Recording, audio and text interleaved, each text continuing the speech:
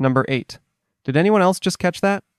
You're in a room full of people, and suddenly, something shifts.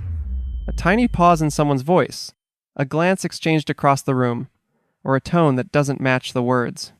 Everyone else keeps talking, but your brain zooms in. You don't know how you know, you just do. It's like your brain runs background code, scanning, tagging, storing anomalies. A subroutine kicks in, and without realizing it, you've started analyzing. This is pattern recognition, one of the deep thinker's signature traits. At work, at dinner, or even on a first date, your mind notices what doesn't quite fit. What changed, what's missing, and what wasn't said. It's not really that you're overthinking. It's that you can't not think. Your mind is tuned to subtle shifts, and once it flags something, it doesn't let go until it understands. Most people focus on what's loud. You're attuned to what's quiet, the micro messages hiding inside the moment. And when no one else seems to notice, that's when you feel the most like yourself, and the most alone. To a deep thinker, every conversation is a puzzle, and every silence is a clue. Number 7. This can't be the whole story. You're reading an article, hearing someone tell a story, or scrolling through someone's perfect vacation post, and your brain interrupts with a quiet suspicion. What aren't they saying? You're not trying to be cynical. You just don't trust the surface. Your brain zooms out, asks bigger questions, and runs invisible what-if scenarios in the background. You instinctively start peeling back layers. What's the real motive? What system is this part of? What's the context behind this reaction? This is lateral thinking, the brain's ability to make non-obvious connections, to question surface logic, and to pull meaning from beneath the noise. You don't just think about what happened. You think about why it happened, how it fits into a larger pattern, and what else might be influencing it. Deep thinkers are often obsessed with causality, not in a conspiracy way, but in a systems awareness way. You want to understand people, stories, institutions, and behaviors, all the way down to the wiring. Some might say you're suspicious, but it's more that you're unsatisfied with simple explanations. And once that inner voice whispers, there's something deeper going on here. You can't unhear it. You zoom out, you dig in, you turn the moment into a mystery. Because the surface might be smooth, but you know that's never the whole story. Number 6. That doesn't add up. Someone says one thing, but does another. A belief clashes with a behavior. A system praises transparency while rewarding silence. Most people brush past it, but you don't. Your brain catches the inconsistency and holds on to it like a splinter, not out of judgment, but out of curiosity. Something doesn't fit, and now your mind won't let it go until the pieces align. This is systems thinking, the kind of mental processing that constantly maps cause and effect, connects logic to behavior, and spots the cracks in the foundation. You're wired to notice inconsistencies, whether they show up in people, politics, institutions, or even casual conversation. You're not trying to call anyone out, you're just baffled that no one else is pointing at the elephant in the room, the one that's wearing a name tag and knocking over the furniture. Deep thinkers often feel like quiet auditors in a noisy world. You hear the words, but you also track the subtext, the logic trail, and the ethical structure underneath it all. When those don't match, it triggers a kind of mental itch, the need to resolve the dissonance. It's not that you need to be right, but you do need things to make sense. And when they don't, that's when the questions begin. Number 5. That reminds me.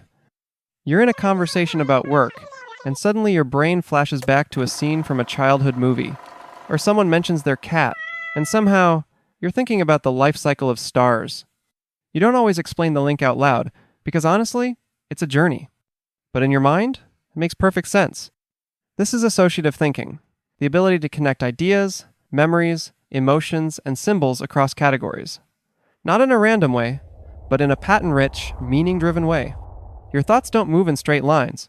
They loop, spiral, branch, and recombine. It's why metaphors come so easily to you, why one idea always seems to lead to another, why your brain is basically running a montage while everyone else is still on slide 1.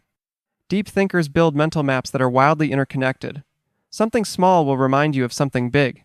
Something funny will spiral into something philosophical. A passing comment will trigger a metaphor that carries the emotional weight of a novel. You think in layers, loops, and strange directions. And while that can sometimes be hard to explain, it's also where your deepest insights live, in the strange, beautiful places where unrelated things suddenly feel connected. To you, meaning doesn't arrive in pieces. It reveals itself in the connections. It's one long chain of meaning, just waiting to click into place. Number 4. Why do strangers open up to me? You're chatting with someone casually, maybe at work, at a party, or waiting for your coffee, when suddenly they tell you something personal, something heavy, something they've never told anyone else. And you weren't even trying. This happens more than you can explain. People seem to open up around you, sometimes without realizing it. They skip small talk and drop straight into something vulnerable. You listen, maybe a little stunned, wondering why they chose you to hold that story. But it's not random.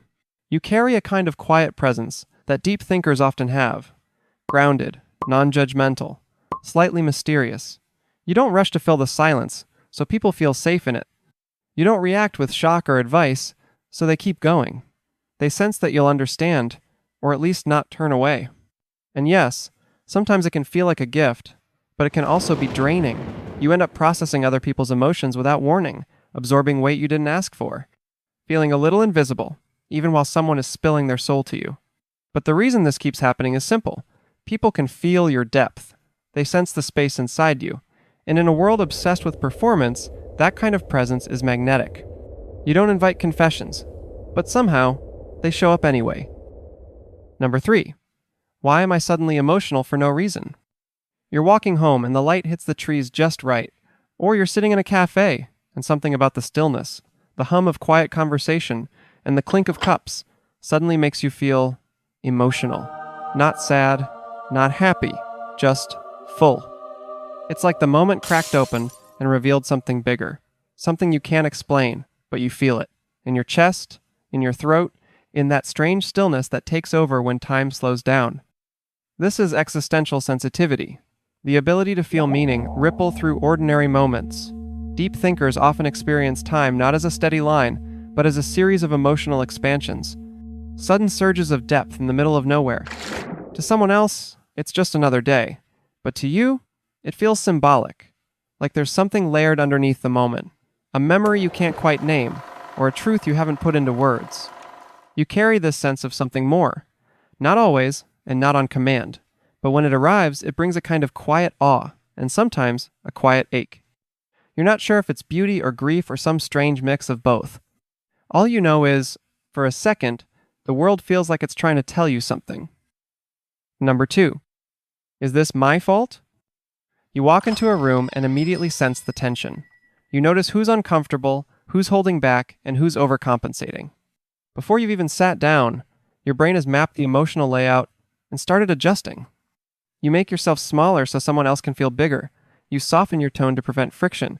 You apologize for things that technically aren't your fault, just to keep the peace. This is hyper-responsibility, a quiet reflex where you feel accountable for the emotional tone of everything around you. Not because you want control, but because your mind is always predicting impact. If someone's upset, your first thought isn't, what's wrong with them? It's, did I cause that? And can I fix it? Deep thinkers often develop this pattern young, especially if they grew up in chaotic or emotionally unpredictable environments, where reading the room wasn't just intuitive, it was survival. And even though it can make you compassionate, it can also make you tired. You become the default caretaker, the peacekeeper, the one who notices too much and absorbs more than you should. But the truth is, you're not here to carry it all. You just never learned where your responsibility ends and someone else's begins. Number 1. If I say what I'm really thinking, will I lose them? You think of something sharp, something layered, maybe even a little provocative. It connects dots, challenges the logic, and reframes the whole situation. You're right on the edge of saying it, and then you pull back. Not because it isn't true, but because you're already calculating how it might land. Will they get it? Will it derail the conversation? Will you have to explain the entire thought tree behind it just to be understood? So you pause, reword, shorten, and simplify. This isn't about being shy or insecure. It's about recognizing that your thoughts often run deeper than what the moment can hold. You've learned that some ideas, especially the big, complex ones, aren't always welcome in casual conversation. So you filter. It's not so much about hiding who you are, but to manage how much of your mind the world can absorb at once. Deep thinkers constantly walk this line. You can see the whole framework, but most people are still talking about the surface. So you say just enough to keep the connection and leave the rest unsaid. But the full version still lives in your mind, complete, untamed, and quietly waiting for the right person, the right moment, and the right question. When you can finally speak without editing for clarity or size, it's electric. If you see yourself in any of this, you're not alone, even if it often feels that way. The world needs a mind like yours. It just doesn't always know how to ask for it. We explain a lot around here. Subscribe so you don't miss what's coming next.